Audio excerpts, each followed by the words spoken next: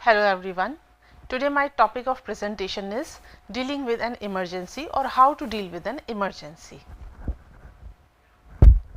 Dealing with an emergency situation होता क्या है? इमरजेंसी सिचुएशन होता है कोई ऐसी इंस्टेंट सिचुएशन आ जाना जो बहुत डिफ़िकल्ट हो और जिसके लिए हमें रिस्पॉन्स बहुत इंस्टेंट देना पड़े, उसे हम इमरजेंसी सिचुएशन कहते हैं। इसमें कुछ फर्दर पॉइंट्स हैं जिनको एनलिस्ट किया गया है ये बताने के लिए कि किसी इमरजेंसी सिचुएशन में आप सिचुएशन को कैसे डील करेंगे। जस्ट लाइक रिमेन काम, make the area safe, determine the nature of emergency, evaluate the injured person's condition, seek help, give first aid, avoid moving an injured victim. These are the points to be remembered to deal an emergency situation. In points को अब हम detail में discuss करेंगे। Remain calm, सबसे important है हमें एकदम काम रहना, कंपोज रहना, पेशेंटली उस सिचुएशन को डील करना, हमें कंसंट्रेट करना होगा, रिलैक्स होना होगा। अगर आपके अंदर ये कॉन्फिडेंस नहीं आता है कि आप उस सिचुएशन को हैंडल कर सकते हैं, तो आप एक छोटा सा ब्रेक ले सकते हैं, ब्रीथ कर सकते हैं, अपने आप को कंसोल कर सकते हैं और कैसे उस सिचुएशन को डील करना है उसके बारे में थिंक कर सकते हैं और स्ट्रेटजी बना सकते हैं। आपको कॉन्फिडेंट रहना है और रिश्योर रहना है, ये कॉन्फिडेंस रखना है, पॉजिटिव सोचना है कि हाँ आप उस सिचुएशन को डील कर लेंगे और हैंडल कर लेंगे। Make the area safe. Now make the area safe का क्या मतलब है? पहली चीज़ ये है कि इमरजेंसी बहुत तरह की हो सकती है, जैसे कि बर्न एक्सीडेंट हो सकता है, सुसाइडल केस हो सकता है, हैंगिंग एंड स्ट्रैंगुलेशन हो सकता है, कोई मेजर एक्सीडेंट, कार्डियक अरेस्ट, इस तरह की कई सिचुएशन हो सकती हैं जो कि इमरजेंसी सिचुएशन होती हैं। इन इमरजेंसी सिचुएशन में आपको क्या करना है ये डिपेंड करता है कि किस टाइप की इमरजेंसी सिचुएशन है। फॉर एग्जाम्पल, अगर किसी व्हीकल का एक्सीडेंट हुआ है और व्हीकल डैमेज हो गया है, जो पर्सन था उसके अंदर विक्टिम वो इंजर्ड हो गया है, तो उस कंडीशन में आपको क्या करना होगा? उस कंडीशन में आपको सबसे पहले देखना होगा कि जो व्हीकल एक्सीडेंट हुआ है उस व्हीकल में जो पर्सन है उसको आप वहाँ से बाहर निकालने की कोशिश करेंगे कि आप उसे एक सेफ एरिया तक पहुँचाएं जहाँ पर आप उसको रेस्ट करने के लिए रख सकते हैं। फिर आप देख सकते हैं कि जो व्हीकल डैमेज हुआ है या जो एक्सीडेंट हुआ है उसमें ज़्यादा दूर पर हम उसको नहीं रखेंगे। हमें क्या करना है उस सिचुएशन में, जो व्हीकल है व्हीकल को हम दूर रखेंगे उस विक्टिम से और देखेंगे कि कहीं कोई ब्लास्ट तो नहीं हो सकता, लीकेज तो नहीं है, पेट्रोल का या डीजल का लीकेज हो, कोई फायर लगने वाली चीज़ तो वहाँ पर प्रेजेंट नहीं है, उन सबको साइड कर देंगे और पेशेंट को थोड़ा डिस्टेंस मेंटेन रखेंगे। फिर उसके बाद हम एक साइन बोर्ड लगा सकते हैं, इस तरह का साइन बोर्ड लगा सकते हैं ताकि जो ट्रैफिक है वो बाईपास हो सके। कोई ट्रैफिक पुलिस अगर वहाँ पर अवेलेबल है तो हम उनसे कह सकते हैं कि यहाँ पर एक्सीडेंट हुआ है और जितना ट्रैफिक आए वो बाईपास करे ताकि वो एरिया डिस्टर्ब ना हो और आप वहाँ पर विक्टिम की हेल्प कर सके, उसे फर्स्ट एड प्रोवाइड कर सके। इसके अलावा हमें अगर कोई भी एक्सपेंसिव चीज़ें हैं, कोई भी एसेट्स हैं और ज्वेलरी है, मनी है, पर्स है, हैंडबैग है, तो जितनी भी एक्सपेंसिव चीज़ें हैं उन्हें हमें सिक्योर करके एक साइड रख देना चाहिए ताकि ऐसा ना हो कि जब हम वो इमरजेंसी सिचुएशन हैंडल कर रहे हैं उस वक्त कोई रॉबरी हो जाए या फिर वो स्टोल हो जाए चीज़ें। फर्स्ट एड ढूंढ सकते हैं, जनरली व्हीकल्स के अंदर एक छोटा सा फर्स्ट एड पाउच होता है, वो फर्स्ट एड पाउच आप यूज़ कर सकते हैं फर्स्ट एड देने के लिए। तो एरिया को सेव करना is an important point. Determine the nature of emergency, किस तरह की इमरजेंसी है। तो इमरजेंसी कई तरह की हो सकती है और उसी तरह से आप उसको हैंडल करेंगे। जैसे कि मोटर व्हीकल एक्सीडेंट, जैसे मैंने बताया कि विक्टिम को आपको गाड़ी से बाहर निकालना है, उसे एक सेफ प्लेस पर ले जाना है, डिस्टेंस मेंटेन करना है व्हीकल्स और विक्टिम के बीच में।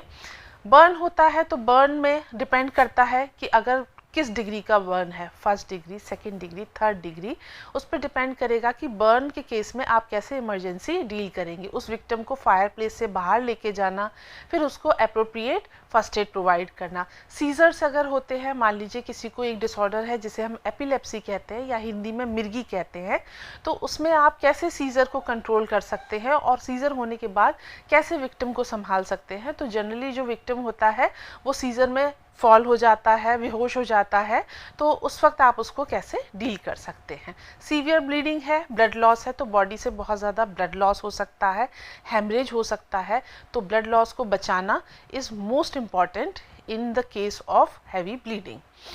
चेस्ट पेन हो सकता है, एक डिजीज़ होती है जिसको हम एंजाइना पेक्टोरिस कहते हैं, तो एंजाइना पेक्टोरिस में चेस्ट पेन हो सकता है, और या फिर आपको कार्डियक अरेस्ट हो सकता है। उस वक्त पेशेंट को ईज करना, सीपीआर प्रोवाइड करना, ये सब मेजर्स हम इमरजेंसी में करते हैं। मेंटल हेल्थ इमरजेंसीज हो सकती हैं, कोई मेनिया का पेशेंट हो सकता है, कोई सुसाइडल केस हो सकता है, तो उस वक्त हमें उसी तरह से इमरजेंसी सिचुएशन को हैंडल करना है।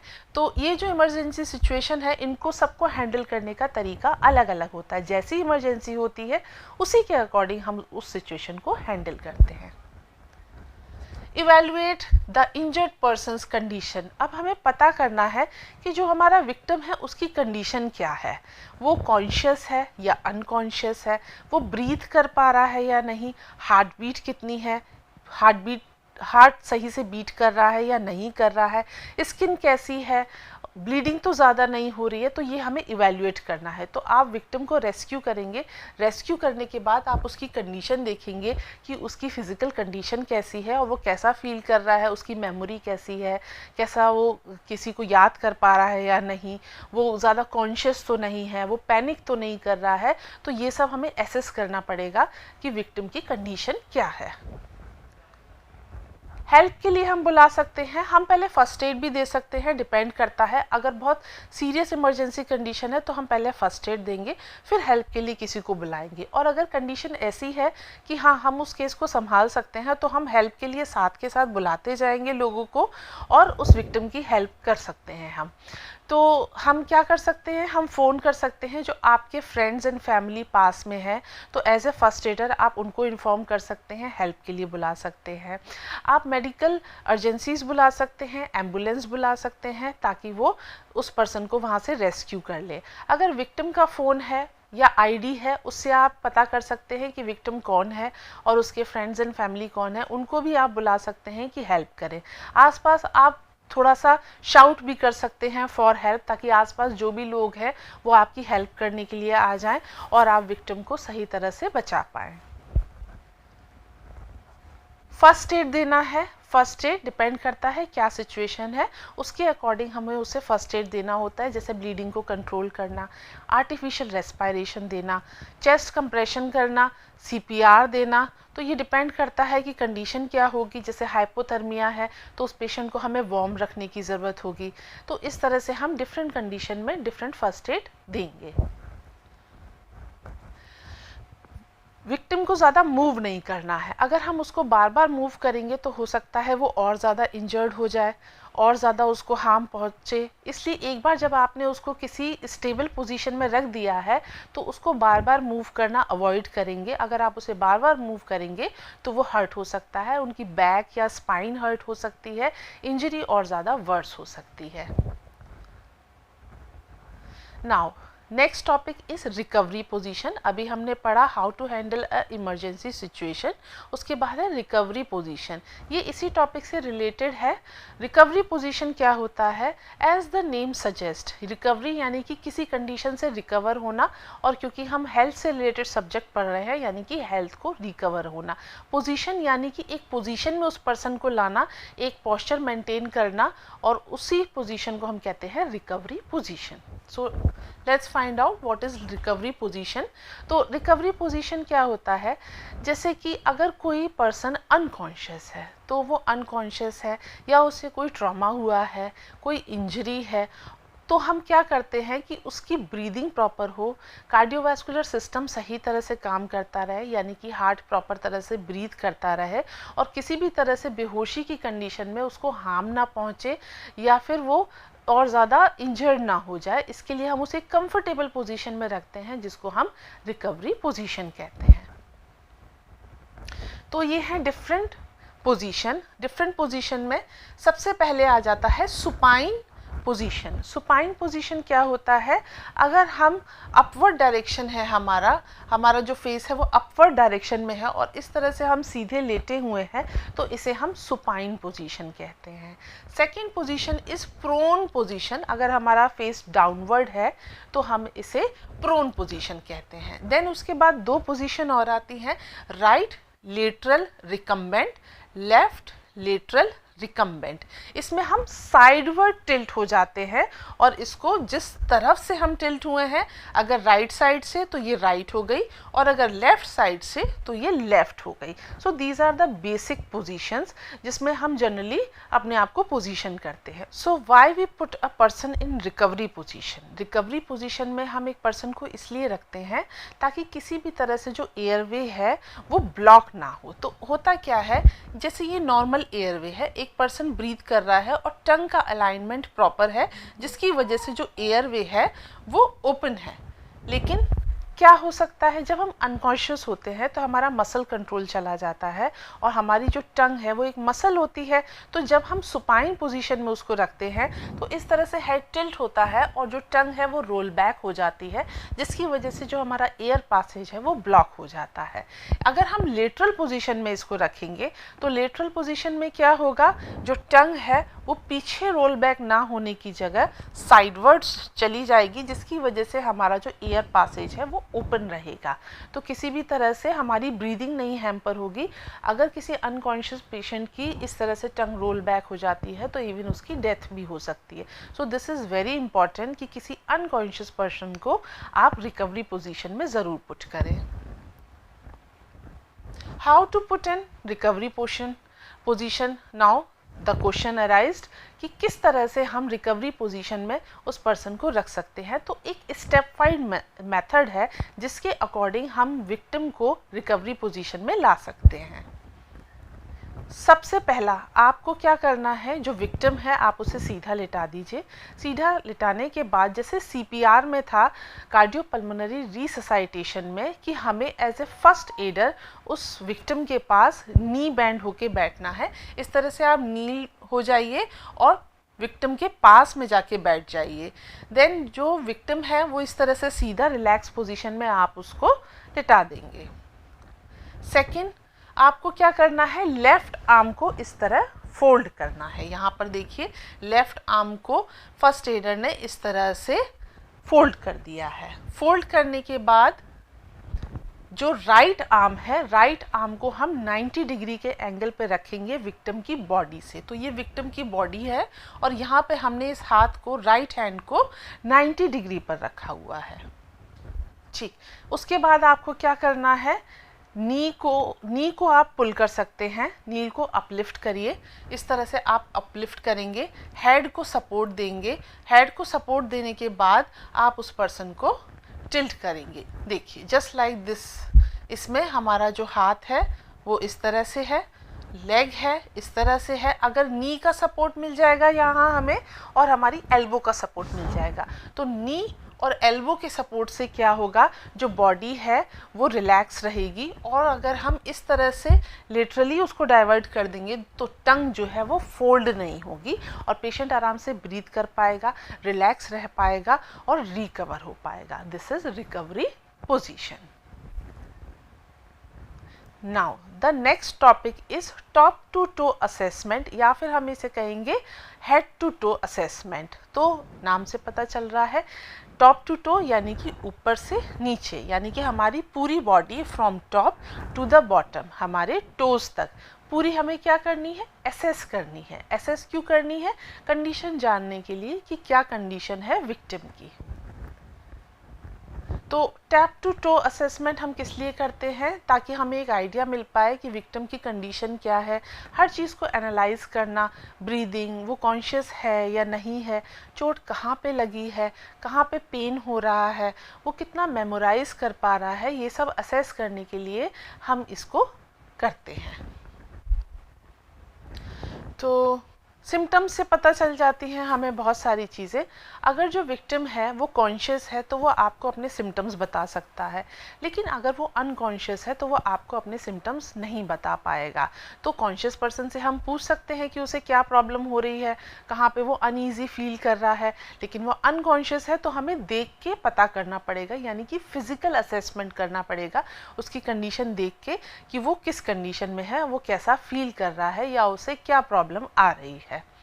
तो क्या क्या हम असेस कर सकते हैं? दर्द कहाँ हो रहा है, कितना दर्द हो रहा है, दर्द हो रहा है या नहीं हो रहा है।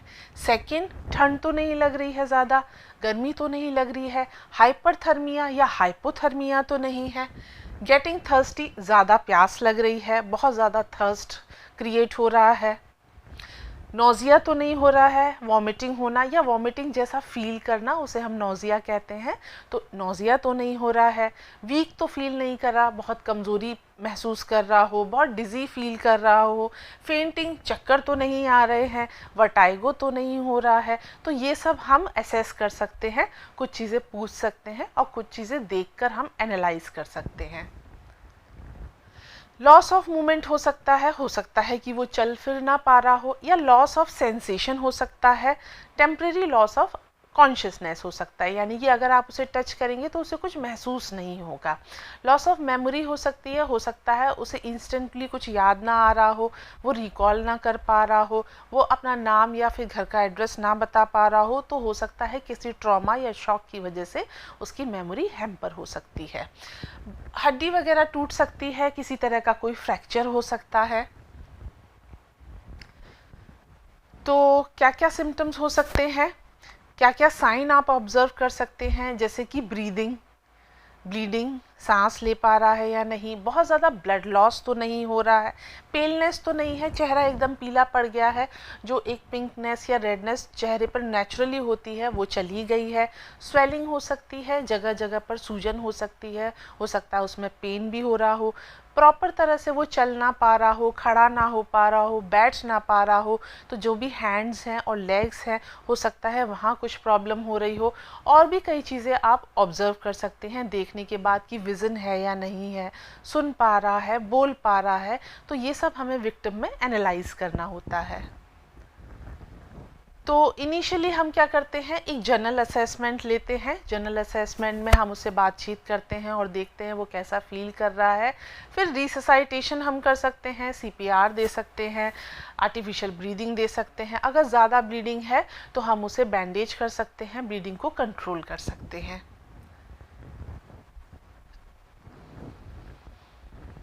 तो इस तरह से हमने थोड़ा सा डायग्रामेटिकली रिप्रेजेंट करा है कि आप कैसे असेसमेंट करेंगे। तो असेसमेंट करने के लिए कॉन्शियसनेस देखेंगे कि वो पर्सन विक्टिम जो है वो बेहोश है या अलर्ट है, कॉन्शियस है, इस तरह से कॉन्शियसनेस चेक करनी है। देन ब्रीदिंग चेक कर सकते हैं, आप अपने चीक को विक्टिम के लिप्स के पास लेके आएंगे, नोज़ एंड लिप्स के पास, तो क्या वहाँ से कोई एयर आ रही है, अगर आ रही है दैट मीन्स ब्रीदिंग है। इस तरह से आप ब्रीदिंग को चेक कर सकते हैं। देन पल्स चेक कर सकते हैं, अगर आपको पल्स चेक करना आता है तो आप नेक पर हाथ रख के पल्स को चेक कर सकते हैं, यानी कि सर्कुलेशन है या नहीं, पूरी बॉडी में हार्ट काम कर रहा है या नहीं। अगर हार्ट प्रॉपर तरह से काम कर रहा होगा तो उस विक्टिम की पल्स होगी, और नहीं काम कर रहा होगा तो पल्स नहीं होगी। इंजरीज चेक कर सकते हैं कि सर में कोई चोट तो नहीं है, हो सकता है अंदरूनी चोट हो, आपको ना पता चल पाए। इंटरनल ब्लीडिंग हो सकती है, वो भी आपको नहीं पता चल पाएगी। तो आप बाहर से एग्जामिन कर सकते हैं कि बहुत ज़्यादा इंजरी हेड पर तो नहीं हुई है, ज़्यादा चोट तो नहीं लगी है। आईज़ को, विज़न को चेक कर सकते हैं, कितना आप देख पा रहे हैं, कितनी आई आपकी काम कर रही है, सही तरह से विज़न, डबल विज़न या फिर ब्लर विज़न या कलर ना दिखना, ऐसा आप फाइंड आउट कर सकते हैं कि उसका विज़न नॉर्मल है या नहीं है। माउथ चेक कर सकते हैं। देन ईयर्स चेक कर सकते हैं, साउंड प्रॉपर आ रही है, वो सुनाई दे रहा है उसे, आप जो बातचीत कर रहे हैं उसे वो एनालाइज कर पा रहा है, सुन पा रहा है या नहीं। देन उसके बाद नेक चेक कर सकते हैं। नेक के बाद चेस्ट को हम चेक कर सकते हैं, कोई डिस्प्लेसमेंट, डिफॉर्मिटी ऐसा तो कुछ नहीं है, चेस्ट प्रॉपर अलाइंड है या नहीं। आर्म्स को चेक कर सकते हैं, हाथ पैरों में चेक करिए कि कहीं कोई इंजरी तो नहीं है, स्मॉल कट हो सकता है, लार्ज कट हो सकता है इंजर्ड हो बहुत ज़्यादा। देन एब्डोमेन चेक कर सकते हैं, पैल्पिटेट करके देख सकते हैं, यानी कि आप टच करके पता कर सकते हैं कि एब्डोमेन में किसी तरह की कोई हार्डनेस, पेन इस तरह का तो कोई सिम्टम नहीं है। हिप और ग्रोइन एरिया को भी चेक कर सकते हैं और लेग्स को चेक कर सकते हैं किसी और मेजर इंजरी के लिए, कट के लिए, वुंड के लिए। तो इस तरह से हम पूरा का पूरा असेसमेंट कर सकते हैं। These are the references. Thank you.